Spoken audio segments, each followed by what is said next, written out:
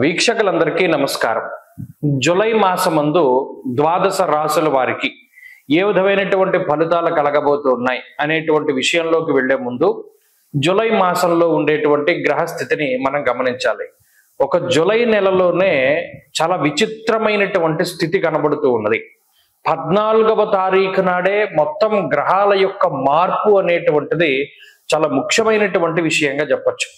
14వ తారీఖునే శని వక్రగతిని ప్రారంభం చేస్తారు. అంటే ఇప్పుడు మీనరాశిలో సంచరిస్తూ ఉన్నటువంటి శనేశ్వరుడు వక్రగతిని ప్రారంభం చేసి నవంబర్ 12వ తారీఖు వరకు వక్రించి ప్రయాణం చేయబోతూ ఉన్నారు. దీని తాలూకు ప్రభావం ఉంటుంది. ఇది 14వ తారీఖునే ప్రారంభం అవుతుంది.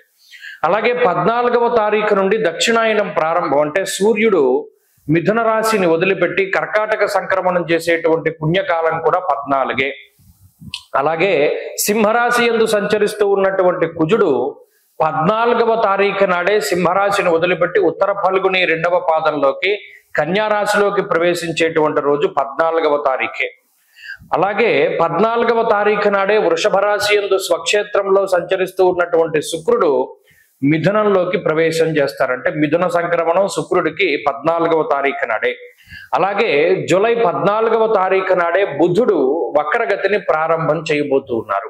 ఇక్కడ చూడండి, కుజుడు, రవి అలాగే శుక్రుడు ఈ 3 గ్రహాలు కూడా 14వ తారీఖున సంక్రమణం చేయబోతూ ఉంటే శనేశ్వరుడు అలాగే బుధుడు ఈ 2 గ్రహాలు కూడా తమ యొక్క వక్రగతిని ప్రారంభం చేయబోతూ ఉన్నాయి. బుధుడు అయితే ఆయన ఉన్నటువంటి రాశి కర్కాటకంలోనే వక్రించి సంచారం చేయబోతూ ఉన్నారు. ఇది చాలా ముఖ్యమైనటువంటి విషయం. అంటే 14వ తారీఖు నాడు ఒక్కరోజు నాడే 5 గ్రహాల తాలూకు కదలికలు జరగడం అనేటువంటిది కూడా ఆ రోజుకి ఎంతో ప్రాముఖ్యతని సంతరించుకోబోతూ ఉన్నది. కాబట్టి ఇది ముఖ్యమైనటువంటి డేటు. ఇది ద్వాదశ రాశుల వారి యొక్క జీవన గమనాన్ని మార్చేటువంటి డేటుగా మనం చెప్పవచ్చు. సరే, ఇలా ఉన్నప్పుడు గ్రహస్థితిని పరిశీలిస్తే మరి ఈ మాసంలో శనేశ్వరుడు మీనమందు సంచారం చేస్తూ ఉన్నారు. వక్రించిన మీనంలోనే ఉంటారు. 14వ తారీఖు వరకు రవి మిథునంలో ఉంటారు. 14 తర్వాత కర్కాటకానికి వస్తారు. అలాగే రాహుకేతువులు కుంభరాశి యందు సింహరాశి యందు సంచారం చేస్తూ ఉన్నారు. కుజుడు 14 వరకు సింహమందు తదుపరి కన్య యందు సంచారం చేస్తారు. అలాగే రవి యొక్క సంచారం కూడా 2 రాశుల్లోనే ఉంటుంది. ఇలా ఇటువంటి గోచార పరిస్థితి దృష్ట్యా ద్వాదశ రాశుల వారికి మనం ఉండేటువంటి ఫలితాలను కూడా అలాగే ఇంకొక ముఖ్యమైనటువంటి విషయం ఏంటి అంటే ఈ జూలై నెలలోనే గురుమౌఢ్యమి అనేటువంటిది కూడా వెళ్ళిపోబోతూ ఉన్నది. ఆల్మోస్ట్ జూన్ నెలలో వచ్చినటువంటి ఈ గురుమౌఢ్యమి కొంతకాలం పాటు ఉన్నది. ఆ గురుమౌఢ్యమి జూలై 7వ తారీఖు తోటి వెళ్ళిపోతూ ఉన్నది. ఈ గురుమౌఢ్యమి వెళ్ళిపోయినా కూడా ఆషాఢ మాసం కాబట్టి ఇది శూన్యమాసము అంటారు. ఈ శూన్యమాసంలో ఏ విధమైనటువంటి శుభ కార్యక్రమాలు చేయకూడదు. అంటే వివాహాది ఉపనయనాది క్రతువులు, శంకుస్థాపనలు అంటే గృహారంభాలు, గృహప్రవేశాలు ఇలాంటివి కూడా చేయకూడదు. అలాగే ఈ మాసానికి ఇంకొక ప్రాముఖ్యత ఉన్నది. ఏమిటి అంటే మాస శివరాత్రి, ఆరుద్ర నక్షత్రం 2 కూడా కలిపొచ్చేటువంటి మాసం ఈ మాసం. కాబట్టి ఆ ఆరుద్ర మాస శివరాత్రి మరి 2 శివ సంబంధమైనటువంటివే కాబట్టి దాన్ని పురస్కరించడం కూడా మన భవిష్యదర్శిని సంస్థ ఆధ్వర్యంలో 3 రోజుల పాటు మహారుద్ర యాగాన్ని పాలకొల్లులో నిర్వహించబోతూ ఉన్నాం. ఆ విషయం గురించి కూడా త్వరలోనే వీడియో చేస్తాను. అయితే ఇది ఈ మాసం యొక్క ప్రాముఖ్యత. అలాగే ద్వాదశ రాశుల వారికి కూడా ఈ మాసంలో ఏ విధమైనటువంటి ఫలితాలు కలగబోతున్నాయో కూడా మనం ఇప్పుడు తెలుసుకుందాం. మిథున రాశి వారికి జూలై మాసంలో ఉండేటువంటి గ్రహస్థితిని గమనిస్తే జన్మ గురుని యొక్క స్థితి, 14వ తారీఖుకి ముందు జన్మ రవి యొక్క స్థితి, అలాగే 2వ స్థానమందు బుధుడు, లాభస్థానమందు శుక్రుడు, తృతీయ స్థానమందు కుజుడు. ఇలా యోగించేటువంటి గ్రహాల్లో గనక చూసుకున్నప్పుడు కేవలం బుధ శుక్రులపై ఎక్కువగా ఆధారపడి కుజుడిపై ఎక్కువగా ఆధారపడ్డటువంటి స్థితిగతులు ఈ జూన్ నెలలో ఎక్కువ కనబడతాయి. అందువల్ల మీరు గమనించండి, జూన్ నెల 7వ తారీఖు దాటిన తర్వాత కుజబలం వచ్చాక ఈ రాశి వారికి కొన్ని విషయాలు చాలా పాజిటివ్ గా జరుగుతూ ఉంటాయి. ఎందుకంటే కుజుడే ప్రధానమైనటువంటి గ్రహం, యోగించేటువంటి స్థితి. ఇప్పుడు ఈ జూలై మాసంలో ఏమవుతుంది, 14వ తారీఖు దాటాక కుజుడు 4వ స్థానానికి వెళ్ళిపోతూ ఉన్నారు. అర్ధాష్టమ కుజుడిగా ఆయన తన యొక్క సంచారాన్ని కొనసాగిస్తారు. అంటే అక్కడ కుజ బలం తగ్గిపోయింది. జన్మగురుని వల్ల గురుని యొక్క బలం లేదు. శని వక్రగతిలో ఉన్నా లేకపోయినా శనేశ్వరుడు ఏం అనుకూలం కాదు. రాహు భాగ్యరాహువుగా ప్రతికూలంగా ఉన్నారు. అలాగే రవి జన్మరాశిలో ఉన్నా లేకపోతే 2వ స్థానంలో ఉన్నా ప్రతికూలించే గ్రహమే. అంటే ఇక్కడ రాహుకేతువులతో కలుపుకుని ఆల్మోస్ట్ గ్రహాలన్నీ కూడా ప్రతికూలంగా ఉన్న తరుణంలో శుక్రుడు కూడా 12వ స్థానంలోకి వెళ్ళిపోతారు 14వ తారీఖు నుండి. అంటే ఒక్క బుధుడు, ఆ బుధుడు కూడా వక్రించి ఉన్నారు.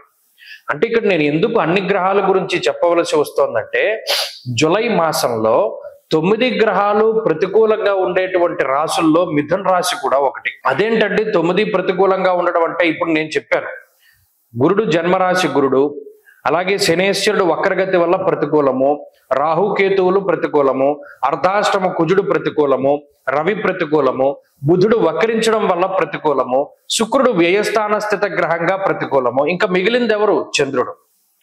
ఈ చంద్రుడు ఒక్కరు కూడా వారానికి ఓ 2.5 రోజులో లేకపోతే 3 రోజులో 4 రోజులో యోగిస్తూ ఉంటారు. అంటే ఈ నెలలో మిథున రాశి వారు కొంత జాగ్రత్తగా మనుగడని సాగించాలి. ఇందులో భయపడవలసినటువంటి పరిస్థితులు ఏమీ లేవు. అంటే ఇది గోచారమే కాబట్టి జాతక పరంగా ఉండేటువంటి దశాంతర దశలు గనక బాగుంటే ఈ గోచార పరిస్థితులు ఏమీ ఇబ్బంది పెట్టవు.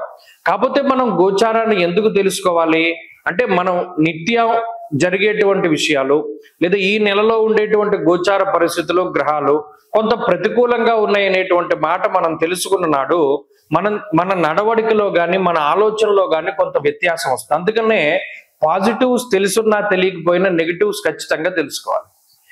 అర్ధాష్టమ కుజుడు ఏ ఫలితాన్ని ఇస్తాడయ్యా అంటే, భాగ్య నిర్భయం క్రోరం బంధువైరం ధనక్షయం అన్నారు. ఇక్కడ వ్యయస్థానస్థిత శుక్రుడు గాని 4వ స్థానమందు కుజుడు గాని ఎక్కువ ఖర్చు పెట్టించేటువంటి విధంగా. అయితే ఇక్కడ కొంత వెసులుబాటు ఏంటి అంటే, అది శుభమూలకో వ్యయశ్చైవ, శుభమూలకంగా ధనాన్ని ఖర్చు పెట్టడానికి. ఇక్కడ కొన్ని సందర్భాల్లో మన ఇల్లు కొనుక్కోవడానికి, కారు కొనుక్కోవడానికి, శుభ కార్యక్రమాలకి, లేదా ఏదైనా ఆభరణాలు కొనుక్కోవడానికి, వస్త్రాలు కొనుక్కోవడానికి వాటికి డబ్బు ఖర్చు అవ్వచ్చు. అయితే కొంత ఖర్చు ఎక్కువగా ఉన్నది. మరి ఇటువంటి సందర్భంలో రాజగోపోయ శోహాని ఉద్యోగస్య విరోధకం అన్నారు. ఇక్కడ జన్మ రవి గాని జన్మ గురుడు గాని ఈ శుభార్గళం గాని శారీరకమైనటువంటి శ్రమని అధికంగా కలిగిస్తారు. అంటే ఈ నెలలో ఈ పరిస్థితులు ఉంటాయని దృష్టిలో పెట్టుకోవాలి. ఓకే, ఈ నెలలో మనం ఎక్కువగా కష్టపడవలసి వస్తుంది, ఎక్కువగా డబ్బు ఖర్చు పెట్టవలసి వస్తుంది, ఎక్కువగా ప్రయాణాలు చేయవలసి వస్తుంది, బాధ్యతలు నిర్వహించవలసి వస్తుంది, ఉద్యోగపరమైనటువంటి ఒత్తిడి ఉంటుంది, ఉద్యోగాన్ని కావాలని వదిలిపెట్టకూడదు, ఉద్యోగంలో మార్పు చేయవలసి వస్తే ఖచ్చితంగా మనకి ఇంకొక ఉద్యోగం ఉంటేనే మార్పు చేయాలి, కుటుంబ పరిస్థితుల్లో మనం మాట్లాడితే తగువులు వచ్చే పరిస్థితులు ఉన్నాయి కాబట్టి ఆచితూచి మాట్లాడుతూ ఉండాలి.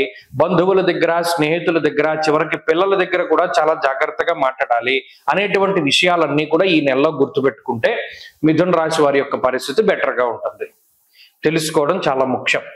అలాగే దైవ బలాన్ని కూడా సముపార్జించుకోవడానికి ప్రతినిత్యము కూడా విష్ణు సహస్రనామ స్తోత్రం.